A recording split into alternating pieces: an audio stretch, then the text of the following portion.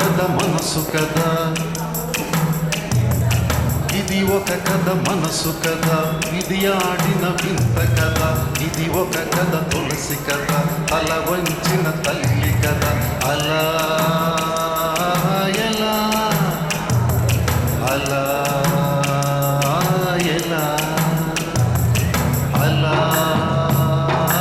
ఎలా అలా ఎలా. సిఆర్సి క్లబ్ రావులపాలెం వారు సమర్పించు నాటిక అలా ఎలా. కథారచన విక్టరీ వెంకటరెడ్డి గారు. నాటకీకరణ దర్శకత్వం శ్రీ గంటా రామమోహన్ రావు. తులసిగా లహరి, హరిగా హసన్, కానిస్టేబుల్గా గౌతమ్ రాజు గారు, సుబ్రహ్మణ్యంగా ఆక్వా శ్రీనివాస్, రాజేష్గా దుర్గారావు. సంగీతం ఈలామోహన్, రంగాలంకరణ రామ్మోహన్, ఆహార్యం సజ్జానంద్, లైటింగ్ సతీష్. ఇది సిఆర్సి వారి సమర్పణ.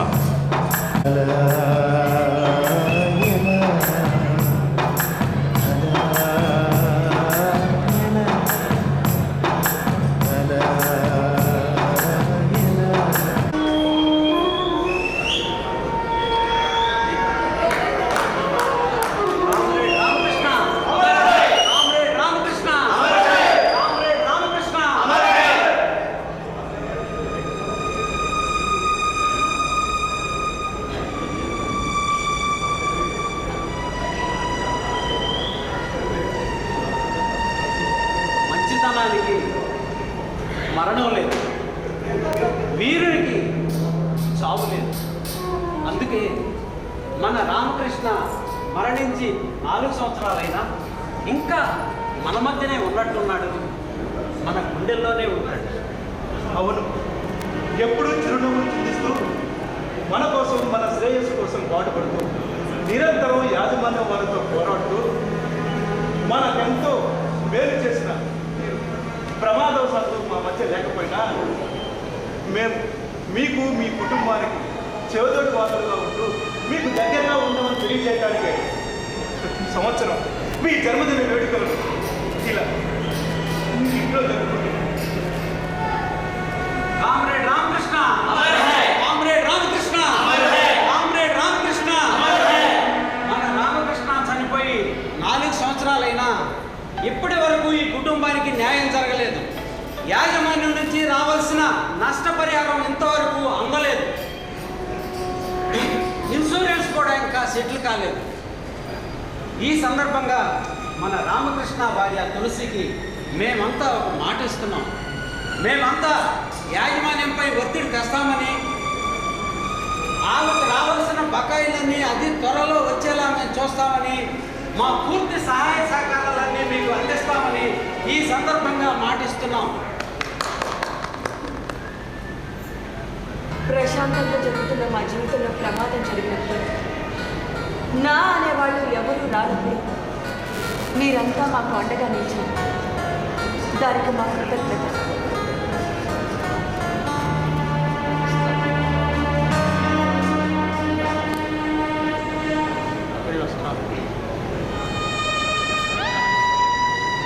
వెళ్ళొస్తాం.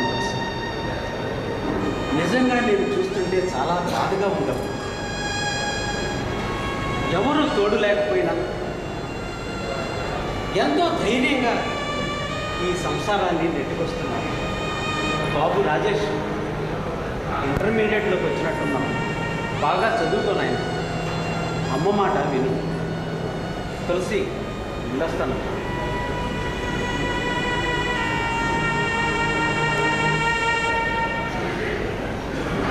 తులసి, నేను వస్తూ ఉంటాను.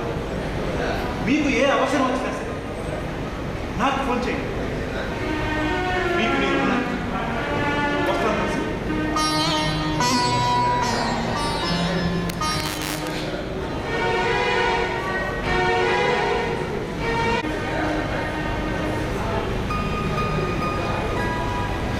అమ్మా, అమ్మా, నా బెల్ట్ ఎక్కడుందమ్మా? ఎక్కడమ్మా? ఇక్కడ లేదమ్మా. దీపం మీద సోఫా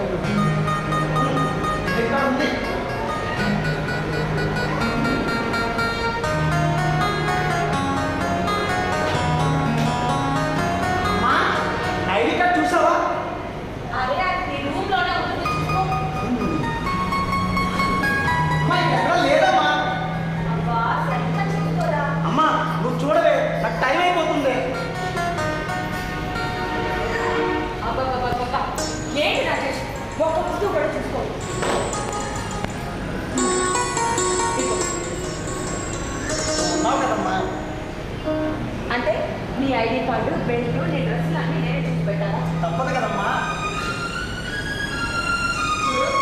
నీ పనులు నువ్వు చూసుకోవాలి. నీ పనులు కూడా నేను చూస్తారా చెప్పు. కాలేజ్ నుంచి రాగానే ఏ వస్తువు ఎక్కడ పెట్టుకోవాలో అక్కడ పెట్టుకోవాలి. ఏ రోజైనా నా మాట విన్నావా? ఎక్కడ పడితే అక్కడ పడేస్తావు. చూడు, నీ పనులు చూసుకోవాలి. నేను ఉద్యోగానికి వెళ్తున్నాను కదా, నా పనులు అన్ని చూస్తాను. నేను ఇలా చేస్తాను. ఇవాళ నుంచి నీ పనులు అమ్మా, ఇక్కడ నుంచి ఒక పని చెయ్యి. ఇంకెప్పుడు నాకు పదే పదే చెప్పకు. నేను ఏది అడిగితే తీస్తూ ఉండు. ఇంకా నాకు పదే పదే చెప్పాల్సిన పని ఉండదుగా. ఓకే? చూడన్నా, నీ పనులు చూసుకోవాలి. మనకు మాత్రం ఎవరున్నారు చెప్పు. నాకు నువ్వు, నీకు నీ అవునమ్మా, నేను అదే నేను అడుగుదాం అనుకుంటాను.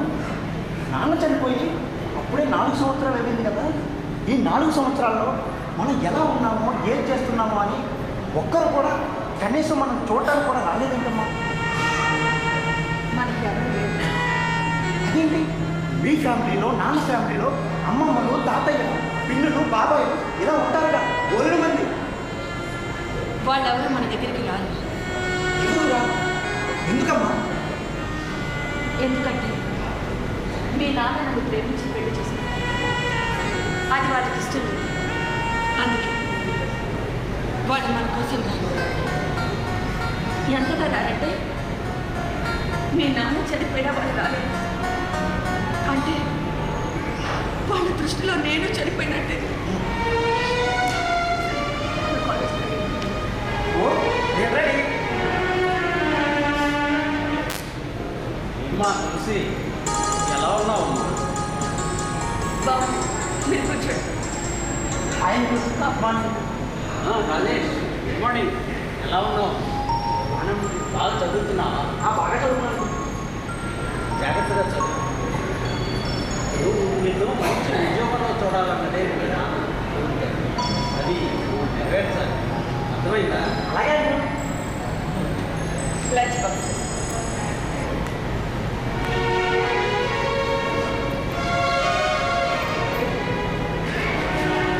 అమ్మా, నేను కాలేజీకి వెళ్ళొస్తా. అలాగే. Bye uncle. బాయ్ రాజేష్. అదే జాగ్రత్తగా వెళ్ళు. నాకు తెలిసి ఈ కాయగూరలు తీసుకోమ్మా. మన ఇంట్లో పండినవి నీకోసమే తీసుకొచ్చాను. ఎందుకంటే ఇంత బాధ అంత దూరం నుంచి తీసుకురావాలి. దూరం ఏముందమ్మా? దూరం అనేది మన నివాసాల మధ్య కానీ మన స్నేహం మధ్య కాదమ్మా. ఆయన చనిపోయినప్పటి నుంచి మీరంతా మాకు ఎంతో అండగా నిలిచారు. చూడమ్మా, మేము ఎప్పుడూ నీకు అండగానే ఉంటాం. నీకు ఏ అవసరం వచ్చినా నాకు వెంటనే కాదు, నాకు చేతనైనంత సహాయం నీకు చేస్తాను. అన్నట్టు నువ్వు ఏదో ఉద్యోగం చేస్తున్నావని విన్నాను. ఎక్కడేంటి? అవునండి, ఒక చిన్న ఆఫీస్లో ఉద్యోగం చేయాలి. ఈ పరిస్థితుల్లో తప్పదు కదా. తప్పదులేమ్మా. కొన్నాళ్ళు రాజేష్ చదువు పూర్తయి ఏదో ఉద్యోగం వచ్చే వరకు నీకు ఈ ఇంట్లో విశ్రాంతి కాస్త తక్కువగానే ఉంటుందమ్మా. అవును, రాజేష్ ఎలా చదువుతున్నాడు? ఇంట్లో బాగానే ఉంటున్నాడా? కాలేజీ నుంచి ప్రిన్సిపాల్ గారిని, లెక్చరర్ గారిని ఏమన్నా ఫోన్ చేస్తున్నాడా? లేదండి, బాగానే ఉన్నాడు. రోజు కాలేజ్ నుంచి వచ్చాక కాసేపు చదువుకుంటున్నాడు. ఆ తర్వాత ఫోన్లో ఏవో రేసులని అవి చూస్తూ ఉంటాడు. ఎప్పుడు అడిగింది రాత్రి గురించి ఎందుకు అడుగుతున్నారు? ఏమి లేదమ్మా, యూత్ కదా, కాలేజీ అన్నీ నేర్పిస్తుంది. కాకపోతే అది మంచా చెడు అన్నది మనం చూసుకోవాలి. అసలు వాళ్ళకి అంత అవగాహన ఉండదు, ఏమన్నా ఈ ఆలోచించే తీరిక ఉండదు. ఇప్పుడు అంత ఫాస్ట్ కదమ్మా. అందుకే అది సరే, అంటే వాడు ఏమైనా తప్పుగా బిహేవ్ చేస్తున్నాడా?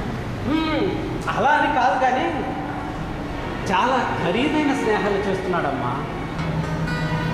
మన ఊరి ప్రెసిడెంట్ రామనారాయణ గారి అబ్బాయితోనూ, థియేటర్ వాళ్ళ సుబ్బరెడ్డి గారి కొడుకుతోనూ చాలా చనువుగా తిరగటం నేను చూశానమ్మా. వాళ్ళు అంత మంచివాళ్ళు కాదమ్మా. వాళ్ళకి లేని అలవాట్లు అంటూ ఏమీ లేవు. చూడమ్మా, వాళ్ళకి ఆ డబ్బు ఉంది, అన్నీ అదే చూసుకుంటుంది. మనక మధ్యతరగతి జీవితం ఉంది, అన్ని కష్టాలు అదే తెస్తుంది. వాడికి ఎలా చెప్పాలో నాకు అర్థం కావట్లేదు. మా పరిస్థితులు తెలిసి కూడా వాడు ఎందుకు ఇలా చేస్తున్నాడో నాకు అర్థం కావట్లేదు. ఏం చేయాలో తెలియటం లేదు. పెద్దగా కంగారు పడాల్సిన పని ఏమి లేదు. ఇప్పుడు అంతగా జరిగింది కూడా ఏమీ లేదు. నేను వాళ్ళతో చూశాను కాబట్టి ఎందుకైనా మన జాగ్రత్తలో మనం ఉంటే మంచిదని చెప్తున్నాను. నీవు అసలే ఒంటరిగా ఈ సంసారాన్ని నడిపిస్తున్నావు. మళ్ళీ నీకు ఇంకో సమస్య వచ్చి పడితే నువ్వు తట్టుకోలేవు. అందుకే నేను ఇలా చెప్తున్నాను. చూడు, రాజేష్ని పిలిపించి నెమ్మదిగా చెప్పి బుద్ధిగా చదువుకోమని చెప్పుకోమా. తులసి, నేను వెళ్ళొస్తాను. అలాగే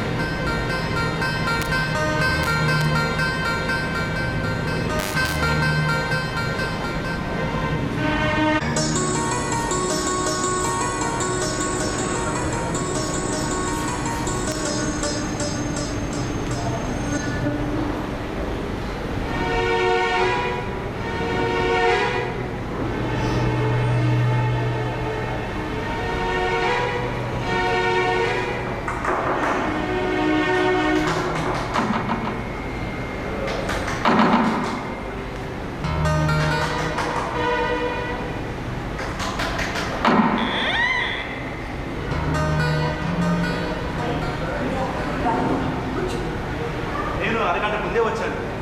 తలుపులు వేసి ఉండేసరికి అలా బజార్ దగ్గర వచ్చాను. ఇప్పుడే వచ్చాడు. ఆఫీస్లో కాస్త లేట్ అయింది, ఇప్పుడే వచ్చాను. అయినా ఎందుకు ఈ ఉద్యోగం చెప్పు? ఉదయం నుంచి సాయంత్రం వరకు అక్కడ పని చేసి చేసి చేసి మళ్ళీ ఇంటికి వచ్చి ఇక్కడ ఆ పని ఈ పని చూస్తుంటే నీ ఆరోగ్యం ఏమైపోతుంది? మానేయచ్చు. చూడు హరి, ఒక ఆడది, అందున భర్త లేని ఆడది బయటకు వచ్చి ఉద్యోగం చేస్తుందంటే ఎలాంటి పరిస్థితుల్లో ఎలాంటి అవసరాలకు చేస్తుందో తెలిసి అడుగుతున్నావా, లేకపోతే నాన్నతో చెప్పించాను? తెలుసు, నీ గురించి నీ సమస్యల గురించి మొత్తం తెలుసు. అందుకే నీ దిక్కుమల ఉద్యోగం నీకెందుకని నేను అదే నువ్వు అడిగినప్పుడల్లా నేను నీకు డబ్బులు సర్దలేనా? ఎవరి దగ్గర డబ్బులు తీసుకోవాల్సిన అవసరం లేదు. అయినా రామకృష్ణ భార్యకి అంత గతి పట్టలేదు. అంత పెద్ద పెద్ద మాటలు ఎందుకే కానీ ఏ రోజు ఎలా ఉంటుందో మనకు మాత్రమే తెలుసు. నీకు ఇలా జరుగుతుందని మనం ముందుకైనా ఊహించగలిగామా? లేదే. రేపు బాగుండాలి అంటే ఈరోజు మన చేతుల్లో ఉన్నాయి. అంటే అంటే అంటే ఏముంది? రేపు రాజేష్ని మంచి ఉద్యోగంలో చూడాలన్నా కొన్ని బాగా చదివించాలి, మంచి మంచి కోర్సులు చేయించాలి. అందుకు నువ్వు చేసే ఈ చిన్న చిన్న ఉద్యోగాలు సరిపోదు. అందుకు నువ్వు వేరేగా ఆలోచించాలి, కొంచెం మారాలి. అంటే ఎలా? ఎలా అంటే అది నా మార్పు గురించి నువ్వేం చెప్తావో కానీ నీలో మాత్రం చాలా మార్పులే వచ్చాయి. నాలో ఏం మార్పు వచ్చింది? మీ అన్నయ్య బతుకున్నప్పుడు వదిన గారు అనేవాడు, అవునా? అవును. మీ అన్నయ్య చనిపోయిన తర్వాత వదిన గారి నుంచి వదిన వరకు వచ్చింది. ఆ తర్వాత నువ్వు అనే స్థాయికి వచ్చింది. అప్పుడంటే అన్నయ్య ఉన్నాడు కాబట్టి అలా అన్నాను. ఇప్పుడు ఆయన లేడు కదా. నువ్వు అంటున్నావు అంతేనా? అయినా నువ్వు నాకంటే వయసు చిన్నదానివే కదా, అందుకే అలా అనేస్తాను. చూడు హరి, నీ నుంచి నేను గౌరవం కోరుకుంటాను. నీ మీద గౌరవాన్ని కోల్పోవద్దు అంటున్నాను. అంటే ఇప్పటికే చాలా మార్పులు వచ్చాయి, ఇంకా మారవద్దు అంటున్నాను. అసలు నేను చెప్పేది ఏంటంటే చూడు, ఇది నా ఇల్లు, నా జీవితం, నా ఉద్యోగం. ఇందులో ఎవరి ప్రమేయం అక్కర్లేదు. కానీ నేను అలా అనుకోవడం లేదు. నా ప్రమేయం ఉంది అని అనుకుంటున్నాను.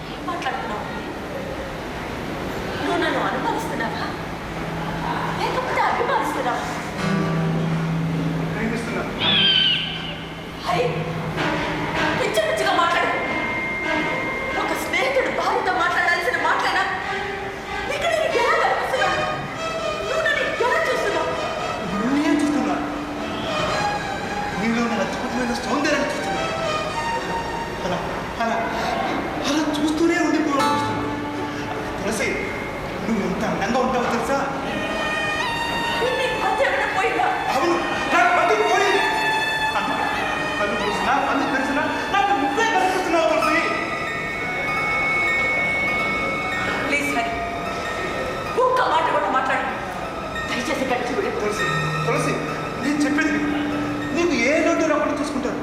మన రాజేష్ని బ్రహ్మాండంగా చదివిస్తాను. ప్లీజ్ నువ్వు ఎక్కడికి వెళ్ళదు, నువ్వే పని చెయ్యొద్దు తులసి, ప్లీజ్. అవసరం లేదు, మీరు వెళ్ళచ్చు. సరే ప్లీజ్.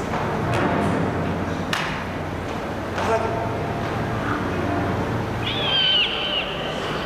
తులసి, కాస్త ఆలోచించు.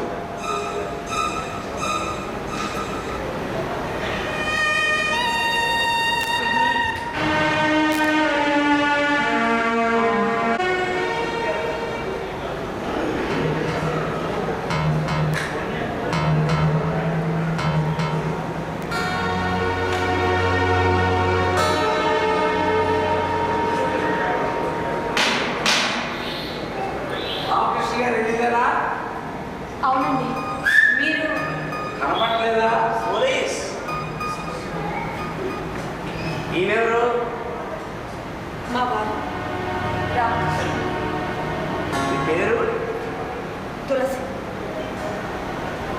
ఆయన చూస్తే అప్పుడే ఫ్రేమ్లోకి వెళ్ళిపోయాడు, మీరు చూస్తే మంచి ఫామ్లో ఉన్నట్టున్నారు. ఆ యాక్సిడెంటా? అవునండి, మీరేంటి ఇలా వచ్చారు? మీరు అడిగితే పోలీసు చెప్పడం, పోలీసుని చెప్పి మీరు వినాలి. అర్థమైందా? సరే, ఎందుకు వచ్చారు చెప్పండి. కరెక్ట్. ఇప్పుడు దారిలో వచ్చారు. నేనెవరు? పోలీస్. నా డ్యూటీ ఏంటి? శాంతి భద్రతలను కాపాడాలి. కదా, అది బయట ఉన్నప్పుడు. అదే ఎవరింటికైనా వెళ్ళామనుకో, ఆ ఇంట్లో శాంతి లేనట్టు, భద్రత లేనట్టు. ఇది అర్థమైందా? నేను ఇక్కడికి ఎందుకు వచ్చానా? సార్ ఒక్క మాట, మీరు ఏదో పొరపాటు వచ్చినట్టు ఇక్కడ అంతా బాగానే ఉంది. ఏంటి? నేను పొరపాటు చేయటమా? నేను రాంగ్ ప్లేస్కి వెళ్ళటమా? నా సర్వీసులోనే లేదు. చూడమ్మా, మేము ముందు కరెక్ట్ ప్లేస్కే వస్తాం, తర్వాత దాన్ని రాంగ్ ప్లేస్కి మార్చేస్తాం. అది మా టాలెంట్ అన్నట్టు. మీ ఇంట్లో రాజేష్ గారు అంటున్నారా? ఎవరమ్మా? మా అబ్బాయేనండి. మీ అబ్బాయా? ఇప్పుడు అర్థమైందా నేను కరెక్ట్ ప్లేస్కే వచ్చినట్టు? సార్ గారు ఉన్నారా? ఉన్నాడు. మా అబ్బాయి గురించి అడుగుతున్నారు దేనికండి? ఏం జరిగింది? చూడమ్మా, అసలు ఇలా పిల్లల్ని వెనకేసుకొచ్చే మీ తల్లిదండ్రులని కట్టేసి ఆ బొక్కలో వేసి పిల్లల్ని ఎలా పెంచాలో అని ఈ లాఠీ తీసుకుని ట్రైనింగ్ ఇస్తే అప్పుడు ఈ దేశం బాగుపడుతుంది, మాకు రెస్ట్ మిగులుతుంది. అర్థమైందా? అసలు ఏమైందో చెప్పండి సార్. చెప్తారమ్మా, మెల్లగా చెప్తారు. కానీ సార్ గారు ఏం చదువుతారు? ఇంటర్మీడియట్ అండి. ఇంటర్మీడియట్ అంటే జస్ట్ 10th క్లాస్. ఏమండి, ఇక్కడే కుర్రాళ్ళు దగ్గర రెచ్చిపోతున్నారండి. ఆ రోజుల్లో మేము ఎలా చదువుకున్నామండి? గంజి దాగి స్కూల్కి వెళ్ళేవాళ్ళు, ఇప్పుడు గంజాయి లాగిస్తేనే కానీ స్కూల్కి వెళ్తే అర్థం వెళ్ళిపోయారు కదా. మా వాడు అలాంటి వాడు కాదండి. మీరు ఎక్కడ పొరపాటు పడుతున్నారు.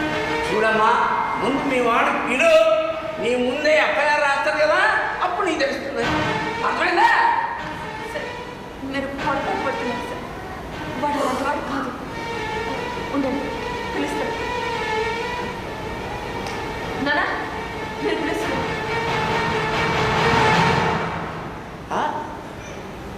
రాజేష్, ఏంట్రా నేను చూస్తుంటే చాలా లేకుండా ఆ ముద్ర పనులు ఏంటో నీకు? ఏం చేశాను సార్? మా వాడు ఇచ్చేసాడండి. ఏం చేశాడా?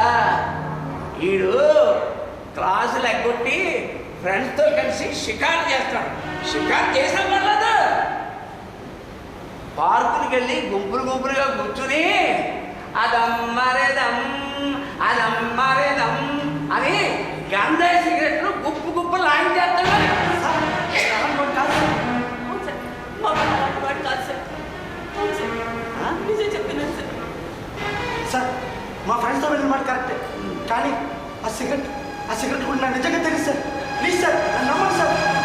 మా వాడు నిజమే చెప్పాడు. వాడు అలాంటి పని చేయడు. వాడు అలాంటి వాడు కాదు. సరేనమ్మా, నీ కొడుకు మీద నీకు నమ్మకం ఉంది, నా మీద నీకు డౌట్ ఉంది. నేను పొరపాటు మీకు వచ్చాను.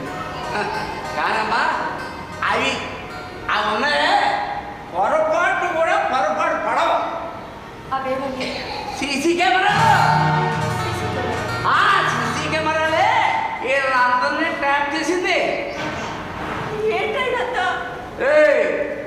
తర్వాత మీ అమ్మతో ముచ్చటించింది కానీ ముందు స్టేషన్కి వెళ్దాం పదా.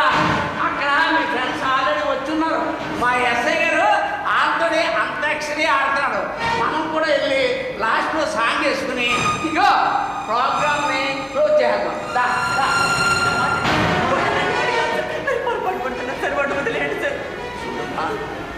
నేను చూస్తుంటే నాకు చాలా జాలేస్తాను. కానీ ఒక్కొక్కసారి మన కర్మలో కొడుకుల రూపంలో ఇలా కాల్ చేస్తాయి. అందుచేత నువ్వేమన్నా చెప్పదలుచుకుంటే స్టేషన్కి వచ్చి ఎస్ఐ గారితో చెప్పు. మా ఎస్ఐ గారు నవరస నటన సార్వభౌముడు. మూడు బాగుంటే కామెడీ చేస్తాడు, లేదంటే ఇదిగో ఈ లాఠీతో ట్రైనింగ్ ఇస్తాడు. మధ్యలో అలా కాకుండా ఇదిగో ఇది కొట్టే వరకు కామైపోతాడు. అర్థమైనా? రావే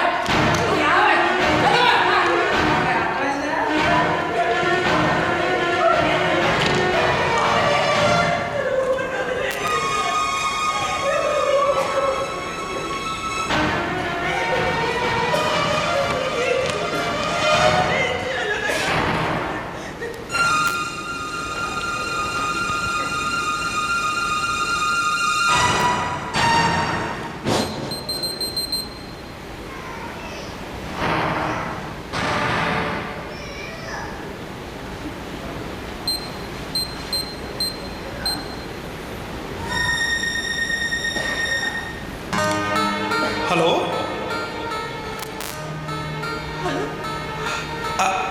తులసి నువ్వా? వాహ్, ఇంకో 4 రోజుల వరకు కనీసం కాలు కాదు కదా ఇంటికి వచ్చినా మాట్లాడమనుకున్నాను. ఏంటో చెప్పు తులసి. మరి రాజేష్ పోలీసులు తీసుకెళ్ళారా? ఎందుకు? వాడేదో తప్పు చేశాడని చెప్తున్నాడు. నాకెందుకో కంగారుగా ఉంది. అలాగా? నువ్వేం కంగారు పడక తులసి. ఒకసారి నువ్వు స్టేషన్కి నువ్వు ముందు ఏడు బాబాయ్, నేను వెళ్తున్నాను. ఓకే, నేను ఉన్నాను కదా, నేను చూసుకుంటాను. ఓకే.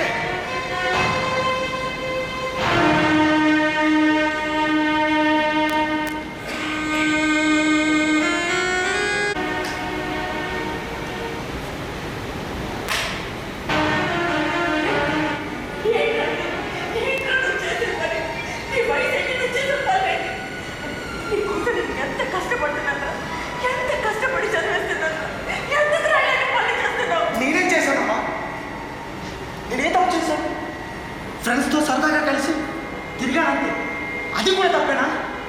పెదపడి కాక మళ్ళీ సమర్థకులకు తయారయ్యావు. అమ్మా, నాకేం కాలేదమ్మా, నేనే తప్పు చేయలేదమ్మా. వాళ్ళతో తిరిగానంతే, వాళ్ళతో నేను ఏ పని చేయలేదమ్మా. ఈరోజు తిరిగావు, రేపు వాళ్ళతో ఏదో ఒకటి తగలెడతాం. తులసి, ఎందుకు కోపడుతున్నావు? ఏదో తెలియ చేశాను. అంకుల్, నా ఫ్రెండ్స్ చాలా మంచివాళ్ళు, వాళ్ళు నాకు చాలా మంచివాళ్ళు. నాకు ఏదైనా పడతారు, నన్ను ఎక్కడికైనా తీసుకెళ్తారు. నన్ను ₹1 కూడా అయినా అవి ఎలాగో నా దగ్గర ఉండవు కదా. ఏంటంటే మాట్లాడేది? వాళ్ళు డబ్బు నోడరా ఎలాగైనా పడుతున్నారు. పరువు మర్యాద ముఖ్యం, పరువు తీద్దాం కదరా. అమ్మా, నీకు ఇదే చెప్తున్నా. అమ్మా, నీకు ఇదే చెప్తున్నా. ఇక్కడి నుంచి నేనే తప్పు చేయను. అలాగే వాళ్ళతో ఫ్రెండ్షిప్ కూడా వాడు అంతే. చూసావా వాడు ఎలా మాట్లాడుతున్నాడో? చూసావా వాడి కోసం నేను ఎంత కష్టపడుతున్నాను. పిల్లలకి నిదానంగా చెప్పాలి. ఏం చెప్పాలి నిదానంగా? ఏం చెప్పాలి? ఈ రోజు నువ్వు బట్టలు లేకపోతే నా పరిస్థితి ఏమైంది? పోలీసు రాగానే వాళ్ళు ముక్కలు కూర్చొని తెలుసా? ఆ ఎస్ఐ గారు పెద్ద ఎదవా. వాడు ఎవరిని అసలు ఒక పట్టణ వదలడు. ఇదా గంజాయి కేసు. వీడి ఫ్రెండ్స్ అందరూ పలుకుబడి ఉన్నాడు. ఏదో రకంగా మేనేజ్ చేసి ఎస్కేప్ అయిపోయారు. నేను వెళ్ళేసరికి వాళ్ళు పంపించేసేసి వీళ్ళు బుక్ చేయాలని చూశాను. ఏదో రకంగా మేనేజ్ చేసి తీసుకొచ్చాను. వీళ్ళు లాకప్లో కూడా పెట్టారు తెలిసి. నేను చాలా బతమాలను, వెళ్ళలేదు. తెలిసిన వాళ్ళ చేత ఫోన్ చేయించాను, కరగలేదు. 10,000 ఎస్ఐ చేతులు పెట్టారు. వాడికి సరిపోలేదు. చెప్పాను కదా వాడు పెద్ద వెధవా అని. ఏం చేస్తాం? నాకు తెలిసిన వాళ్ళందరికీ ఫోన్ చేసి వాళ్ళు అడిగిన మొత్తానికి కలెక్ట్ చేసి వాడి చేతిలో పెట్టి వాడిని తీసుకొని వచ్చాను. ఎంత? నీకోసం నేను ఆ మాత్రం చేయలేదా? ఓ 50,000 వాడికి ఇచ్చాను. ఇంకో 10,000 స్టేషన్ మెయింటెనెన్స్ అంటే ఇచ్చాను. అంత డబ్బా? క్యాష్ కొడితే కానీ కేసు రోజు కాలేదు. చాలా థ్యాంక్స్ అండి, చాలా థ్యాంక్స్. నీకు మొత్తం డబ్బు ఒకేసారి ఇచ్చుకోలేను, కొద్ది కొద్దిగా ఇచ్చుకుంటాను. నేను అడిగానా? నేను ఇప్పుడు నీకు డబ్బులు అడిగానా? తులసి ఇచ్చేస్తారు, నమస్కారాలు, ఇవన్నీ ఎందుకు? ఇవన్నీ అవసరమా? ఇవన్నీ మన మధ్య అవసరమా అంట. నీ సమస్య నా సమస్య కాదా? నేను ఎవరి కోసం చేశాను? నీ కోసం చేశాను, నా ఖర్చు కోసం చేశాను. నేను కాకుండా నువ్వు ఆ స్టేషన్కి వెళ్ళుంటే ఊహించుకోవటానికే చాలా భయంగా ఉంది. నిన్ను ఎవరెవరినా నేను తట్టుకోలేను తులసి. భర్త లేని ఆడదంటే ఆ ఆడది సమాజంలో బతకడం అంత కష్టమా? మరి తోడు లేని ఆడది కనిపిస్తే ప్రతి ఒక్క మగాడు ఆ నీడలోనే ఉండాలనుకుంటాడు. తులసి, నేను నీకు తోడుగా ఉండాలనుకుంటున్నాను. ఆ అవసరం రాదు.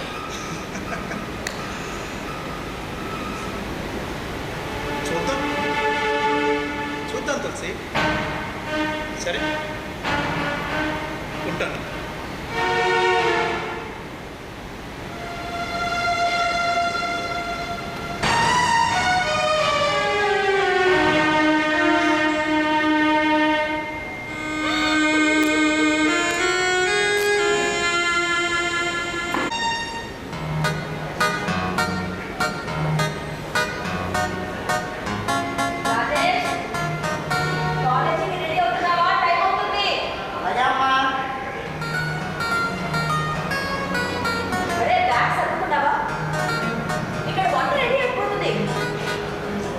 లంచ్ బాక్స్ తీసుకొచ్చేస్తున్నాను, రెడీయేనా?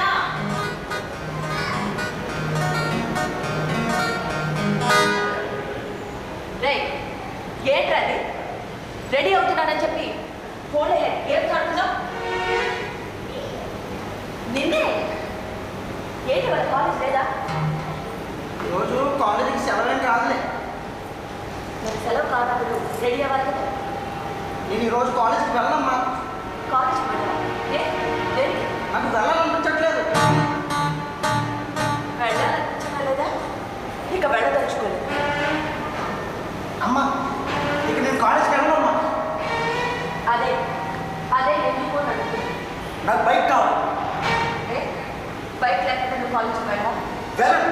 ఎలా వెళ్ళమంటావు? మా ఫ్రెండ్స్ అంతా రకరకాల బైకుల మీద కాలేజీకి వస్తున్నారమ్మా. నేనేమో ఈ పాత సైకిల్ వేసుకుని వెళ్తున్నాను. అందరూ నన్ను చూసి నవ్వుతున్నారమ్మా. నాకు చాలా ఇన్సల్టింగ్గా ఉంది. మన పరిస్థితులు తెలిసి కూడా నువ్వు మాట్లాడుతున్నావా? మన పరిస్థితులు బాగాలేనప్పుడు నేను మాత్రం చదవడం ఎందుకమ్మా? అనవసరం. నేను చదువు మానేసి ఏ పనికో పోతాను. ఎందుకు అలా మాట్లాడుతున్నావు? నీ ఫ్రెండ్తో మాట్లాడతానైనా నువ్వు ఇలా మాట్లాడుతున్నావు. అమ్మా, నువ్వేమో అందరిలో నేను చదవాలనుకుంటావు, కానీ నాకేమో అందరిలో ఉండాలనిపిస్తుందమ్మా. నువ్వు అందరిలో ఉండటం తప్పు కాదు. నువ్వు పోటీ పడాల్సింది బైక్ రేసుల్లో, కారు రేసుల్లో కాదు, చదువులో పోటీ పడు. ఏంటి ఉదయాన్నే అందరూ సీరియస్ డిస్కషన్లో ఉన్నారు?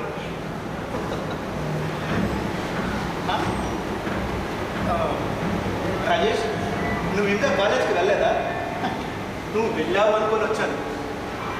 ఒక్కసారి చూసి వెళ్దామని. విషయం ఏంటో చెప్తే నేను కూడా ఏం చేయాలో చెప్తాను. ఒకప్పుడు 10 మందికి చెప్పే స్థాయిలో ఉండేవాడు. ఇప్పుడు ఇంకొకరు చెప్తే వినాల్సి వస్తుంది. నువ్వు కాలేజ్కి వెళ్ళు, బైక్ సంగతి తర్వాత చూస్తాను. అమ్మా, నా బైక్ కాలేజ్కి వెళ్ళమ్మా, అంతే. అర్థమైంది, నాకు విషయం పూర్తిగా అర్థమైంది. నీకు బైక్ కావాలి అంతే కదరా? దానికోసం చదువు మాట ఎందుకు ఫులిష్గా? అలా చెప్పుంటాను మా మమ్మీకి. నేను ఇవ్వడిగా ఒక్క బైకే కదా. నేను మాట్లాడతాను కదా. చూడు తులసి, ఈ వయసులో వాడికి ఇలా అనిపించడం సహజమే. ఏ వయసులో తీరాల్సిన ముచ్చట ఆ వయసులో తీరాల్సిందే. లేకపోతే ఇలానే పరిస్థితి అయిపోతాయి. అరే రాజు, నీకు ఏ మోడల్ కావాలో సెలెక్ట్ చేసుకోరా. బైక్ నిజం రా. కాకపోతే మీ మమ్మీ ఎస్ అంటే రెడీ. అమ్మా అంకుల్ చాలా మంచివాడు, బైక్ కొంటా అంటున్నారు. అమ్మా నువ్వు అనమ్మా, ప్లీజ్ అమ్మా. నా పరిస్థితి నీకు ఎలా చెప్తే అర్థమవుతుందా? ఎందుకు ఇలా చేస్తాను?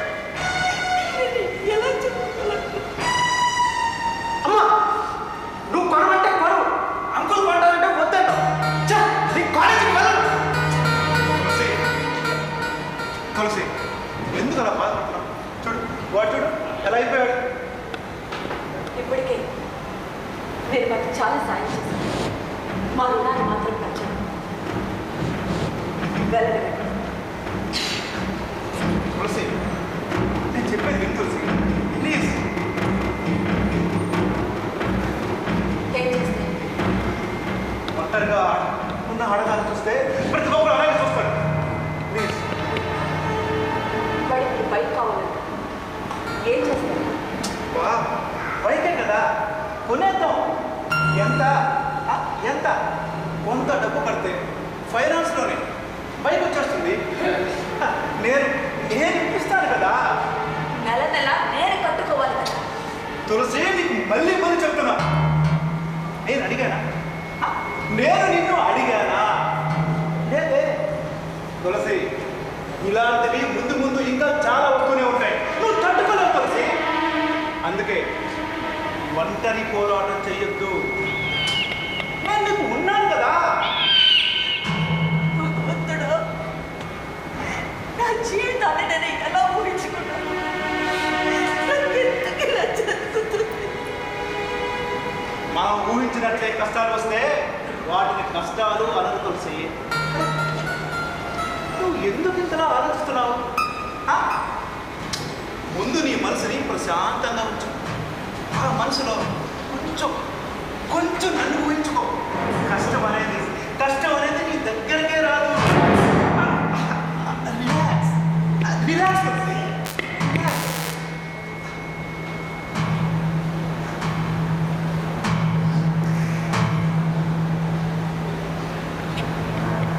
చూడు, చావనైనా చేస్తాను కానీ నేను మాత్రం తెచ్చాను. తులసి, ఒక్కసారి ఆలోచించు. కూల్గా ఆలోచించు. మర్యాదగా చెప్తున్నాను, ఇక్కడి నుంచి బయటపడి.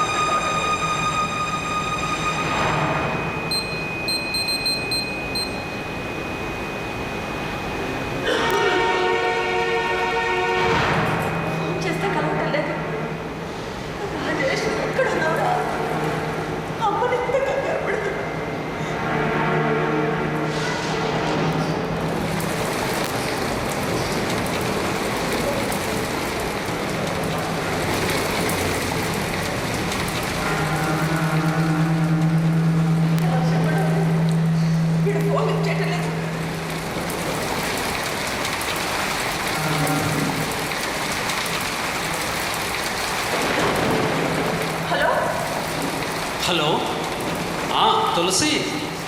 సుబ్రహ్మణ్య గారు మీరా? వాళ్ళు అవునమ్మా. ఎక్కడున్నాడో నేను కంగారు పెట్టాను.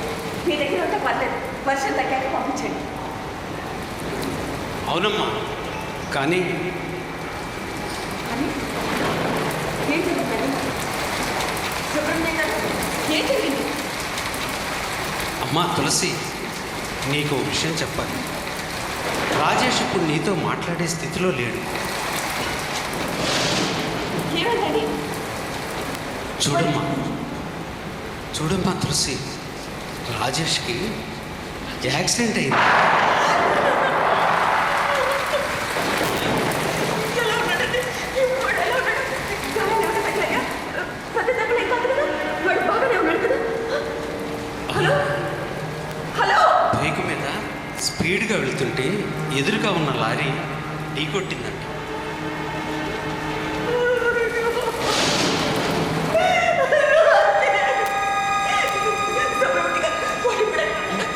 అమ్మా నువ్వేం కంగారు పడకమ్మా.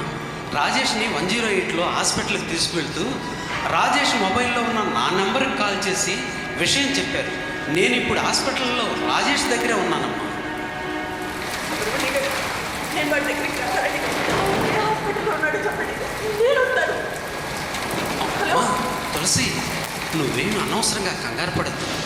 నేను దగ్గరే ఉన్నాను కదా. చూడమ్మా, రాజేష్ ఒంటికి పెద్దగా గాయాలేమీ కాలేదు. తలకి మాత్రం బలంగానే తగిలింది. రాజేష్ ఇప్పుడు ఐసీలో ఉన్నాడు. డాక్టర్ గారు స్కానింగ్ అది చేస్తున్నారు. నువ్వు ఏం కంగారు పడొద్దమ్మా. నేను ఒక్కసారి వస్తానండి. ఏ హాస్పిటల్లో చెప్పండి. తులసి, ఇంత రాత్రి నువ్వు ఎలా వస్తావమ్మా? డాక్టర్ గారు ఎంఆర్ఐ రిపోర్టు చూసి పరిస్థితి ఏంటో చెప్తానన్నారు. ఆయన చెప్పగానే వెంటనే నేనే ఫోన్ చేస్తాను.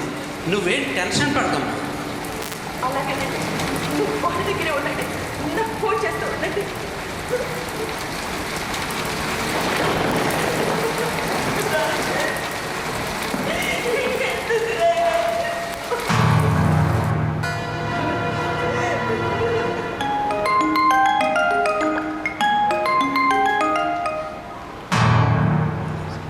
అమ్మా తులసి, సుబ్రహ్మణ్య గారు చెప్పండి.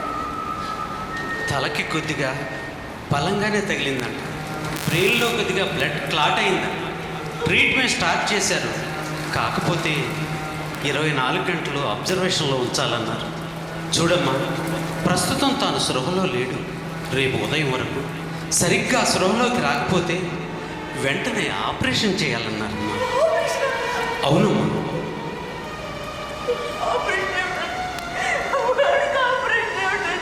చూడు తులసి, ఇలాంటప్పుడే గుండె ధైర్యం తెచ్చుకోవాలి. అన్నిటికీ ఆ భగవంతుడే ఉన్నాడమ్మా. నేను వస్తాను. నేను వాడిని చూడాలనిపిస్తుంది. నా బిడ్డని చూడాలనిపిస్తుంది. అమ్మా, ఇంత రాత్రి వర్షంలో నువ్వు రాలేవు కానీ నేను ఇక్కడే ఉంటాను. కాకపోతే ఒక విషయం, ఆపరేషన్ చేయడానికి సుమారు 5 లక్షలు అవుతుందన్నాడు మా డాక్టర్ గారు. ఉదయానికల్లా ఆ అమౌంట్ రెడీ చేస్తేనే ఆపరేషన్ చేస్తానన్నారు. 5 లక్షలు? అవి నేను సర్దుతానండి. నేనేదో ఒకటి చేసి. అదే నాకు ఏం తోచడం లేదు. కానీ మనకు టైం లేదు. రేపు ఉదయం కల్లా మనం డబ్బు కావాలి. అప్పుడే మన రాజేష్ మనకు దక్కుతాడు. చూడమ్మా, నేను నా ప్రయత్నం చేస్తాను. నువ్వు కూడా నీ ప్రయత్నం చేయాలి. చూద్దాం. నా ప్రయత్నంలో నేను ఉంటాను. మీరు బాబు దగ్గర ఉండండి. అలాగే. బాబు దగ్గర ఉండండి. అలాగే తల్లి. నేను వస్తాను.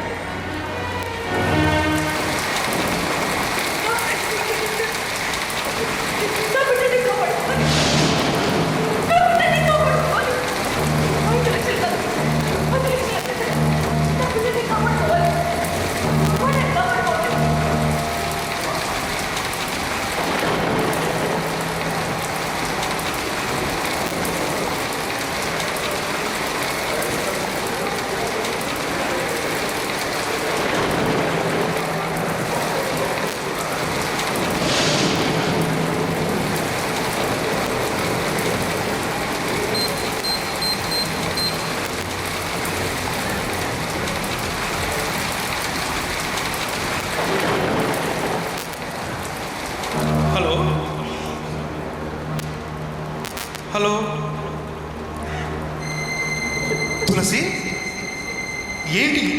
కాల్ చేశావు? ఏమైంది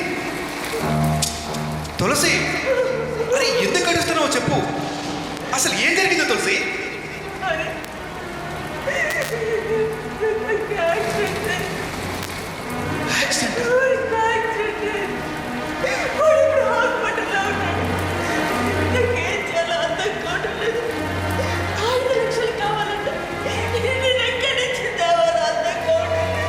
తులసి నువ్వు కంగారు పడకు తులసి, నేనున్నానుగా, నేను చూసుకుంటాను తులసి. నేను ఇప్పుడే వస్తున్నాను. వస్తున్నాను.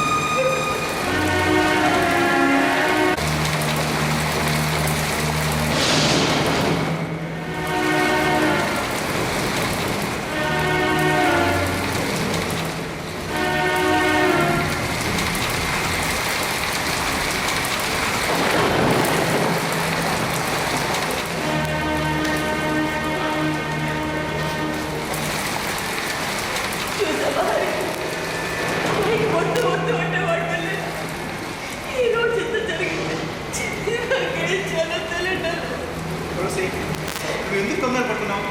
నేను వచ్చేసాను కదా, నువ్వే కంగారు పడకు. సుబ్రహ్మణ్యంతో నేను మాట్లాడాను, నాకు విషయం అంతా చెప్పాను. ట్రీట్మెంట్ కూడా స్టార్ట్ అయింది కదా, సరిపోయింది దాని గురించి నానేం చేయలేదు. సరిపోయేదో దాని గురించి ఆలోచించాను. అదే నాకు అర్థం కావట్లేదు. ఇప్పటికిప్పుడు అంత డబ్బట్టే నేను ఎక్కడి నుంచి తేవాలి? 5 లక్షలు ఇప్పటికిప్పుడు నువ్వు ఎలా తాగలవు? కానీ నువ్వు తాగలవు. ఆ డబ్బు నీకు వస్తుంది తులసి, వస్తుంది. ఎందుకో తెలుసా? నీకు నేను ఉన్నాను కదా. రాజేష్ ప్రాణానికి నా ప్రాణం అట్టేస్తాను.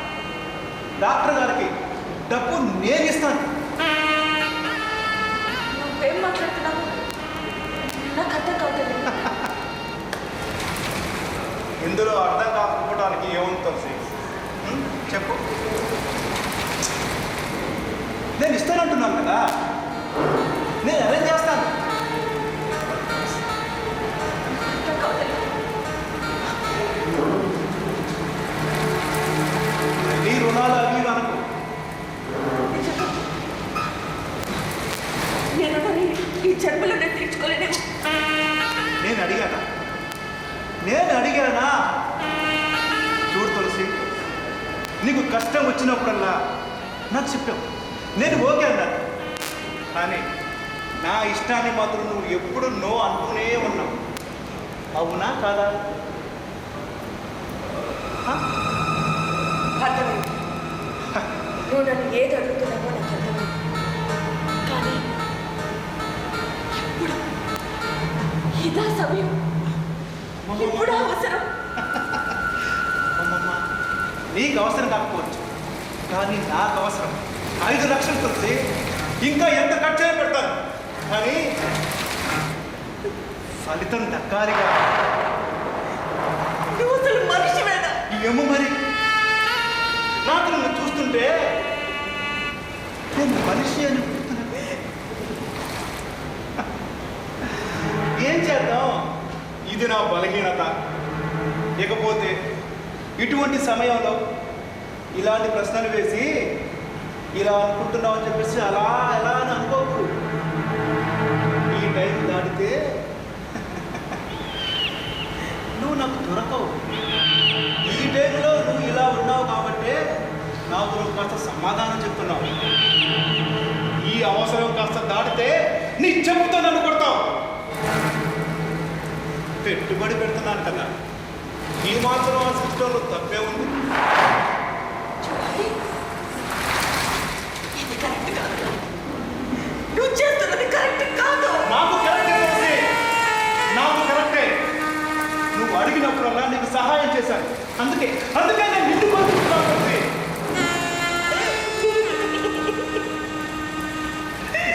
అయ్యో భగవంతుడా.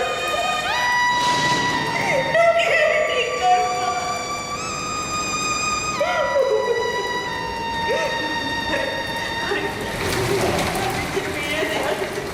ఇందాక నా బిడ్డ కావాలి. నా బిడ్డను పంపించు ప్లీజ్. ఇదే ఆలస్యం, ఇదే ఆలస్యం తులసి. నీకు నీ కొడుకు కావాలి, నాకు నువ్వు కావాలి. ఒప్పుకోక తప్పదు, ఒప్పుకోవాలి తులసి. నువ్వు ఉప్పు అన్నావంటే ఇది వర్షం కురిసిన రాత్రిగా ఫీల్ అవుతాను. చెయ్యలు ఉమ్మేశామంటే ఈ వర్షంలోని కడుపును వెళ్ళిపోతాను. చెప్పు, నువ్వు అంటావా, వెళ్ళిపోమంటావా?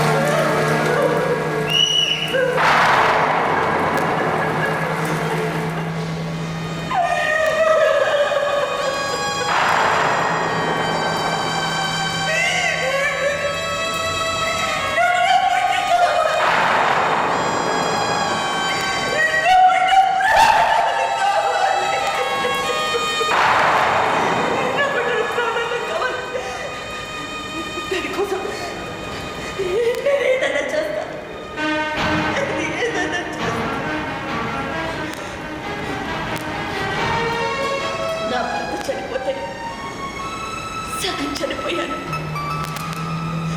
మిగతా సగం ఎప్పుడు చచ్చిపోతాను. నా కొడుకు ప్రాణం కోసం నేను దేనికైనా సిద్ధం.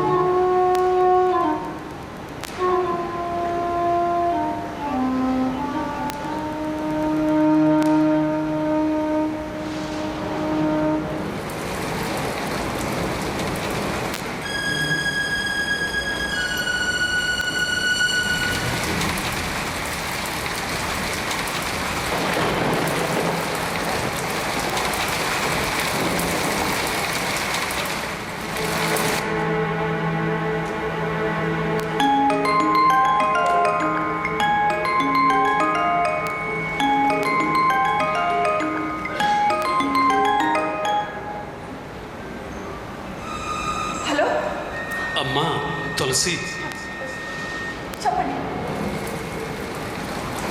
అమ్మా అమ్మా, ఇప్పుడు మనకు ఇంకా డబ్బుతో అవసరం లేదమ్మా. ఆపరేషన్ అవుతున్నారా? బాగానే ఉన్నాడా? కళ్ళు తెచ్చేస్తున్నాడా? అంత బాగానే ఉన్నాడా? అమ్మా అమ్మా తులసి, రాజేష్ శాశ్వతంగా నిద్రలోకి వెళ్ళిపోయాడమ్మా. ఇక రాజేష్ మనకు లేడమ్మా.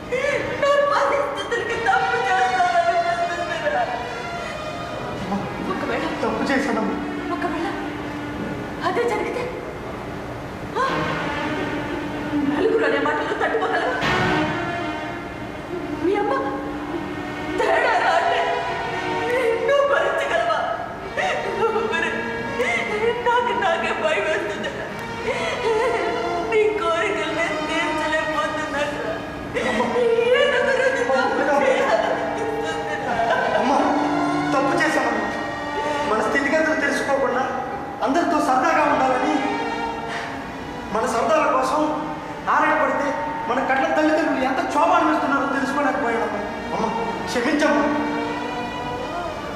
రాజేష్, నువ్వే దగ్గర చాలా మంది పిల్లలు బాధ్యత లేకుండా బతుకుతున్నారు.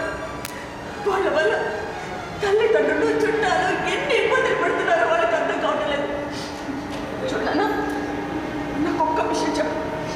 ఇక్కడి నుంచి నువ్వు బాధ్యతగా ఉండాలి, చక్కగా చదువుకోవాలి, నేను చెప్పిన మాట వినాలి, అలా ఉంటానని, చెడు స్నేహాలు జోలికి వెళ్ళనని నా దగ్గర ప్రమాణించి. అమ్మా, మన ఇంట్లో ఇంక చెడుకి చోటే లేదమ్మా, అవకాశమే లేదమ్మా. అమ్మా, అమ్మ మాట కాదని నేను ఇంక ఏ పని చేయనమ్మా. అమ్మా, నీకు తలవప్పులు తెచ్చానా? నేను ఇంక నడుచుకోనని నీకు మాటిస్తున్నానమ్మా. క్షమించమ్మా. ఇది సిఆర్సి సమర్పించు నాటి కళ.